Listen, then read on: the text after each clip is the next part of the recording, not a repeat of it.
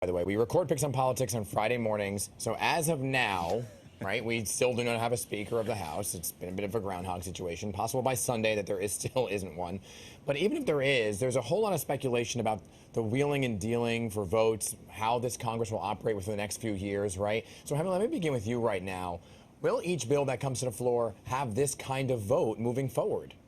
It really is quite possible. Off the bat, it won't be like this, I'll tell you, because there'll be a key number of messaging votes on taxes, on immigration, on accountability, on establishing a number of committees to have hearings into things like Hunter Biden. So those are the basics Republicans will do off the bat. They'll look very united. But on bigger things, particularly around spending because of fears of inflation and extending the debt ceiling, there will be fierce fights. And now Leader McCarthy, if he does end up becoming Speaker McCarthy, maybe he is by now, as you mentioned, will have a very difficult time moving contentious key items that are essential for the government to run. Yeah, I mean, that is huge, right? And there's been a lot of concessions that the Speaker actually has to make to get legislation passed overall. But we took some time at the end of 2022, and during that, we got one of the biggest political scandals that we've seen in a while. That's George Santos, right? Not even a full congressman yet. He's congressman-elect, adamant about serving this full term, not stepping aside. But, you know, Ayana, do you think he's actually going to make it the full 2 years? It's unclear. What's been interesting for me, Dan, is to really watch the evolving body language of George Santos over the last few weeks. This is a man who on the campaign trail was outgoing, he was outspoken, and during his first few interviews, he even seemed to be a bit defiant. But now seeing George Santos in Washington, we're seeing a very different man, someone who seems to be moving very quickly away from the cameras, sitting alone by himself in the House chamber, and he seems to be on this never-ending cell phone call, right? He's always got his phone to his ear. It seems like he's trying to avoid conversation. So it seems like maybe the reality of the lies that he's told, the difficult path forward, is finally sinking in now that George Santos is in Congress. We're waiting for him to get his staffing set up, his local office set up. So it's unclear whether or not he will make it for 2 years. But what is clear is if he does stay in office for 2 years, he's going to have a tough time with both Democrats and Republicans saying, I don't trust this guy. Yeah, that's some cell phone bill. But, you know, Julia, what about the legal issues that George Santos actually faces? Well, he faces multiple investigations on local, state, and federal fronts.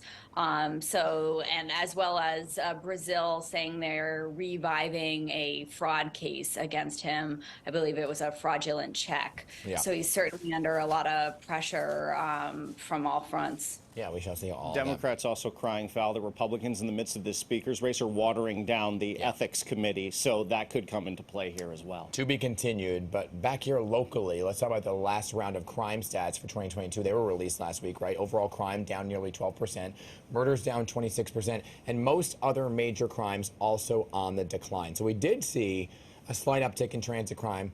That's up nearly 5% year to year. So, Ayana, you covered this, right? Is this a high note for the mayor?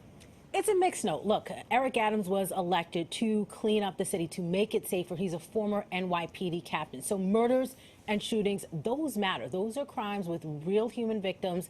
And sometimes in cases of murder, it claims people's lives. So the fact that the city has made progress on murders and shootings, that's a real win for the Adams administration. But Mayor Adams is still trying to promote this New York City comeback, especially after COVID. So when we see transit crime up, when we see real issues with tackling retail theft crime, those are still things that the NYPD and the mayor has to get a handle on if they want to truly send the message that this is a safer city. Yeah, and Julia, part of that is the mayor saying, you know, we want to move forward and full speed ahead, but we have this issue with the migrants that keep coming here from other areas, and he's putting the call out to the feds for money and really now being critical of them.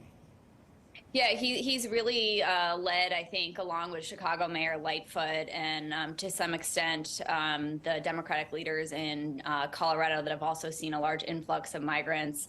And he is getting less patient and less polite and saying that, you know, you talk about this millions in funding. When is New York seeing it? How much are we going to see? You know, are there other governors, mayors who could relieve some of our burden and take some of these folks in need? And also he wants the federal government to relax work requirements so these migrants can get some jobs. Yeah. All right. We're simply out of time. Otherwise, we could have a lot more to talk about here. But Ayana, Henry, and Julia, always good to have you all three here on the show. We'll be right back.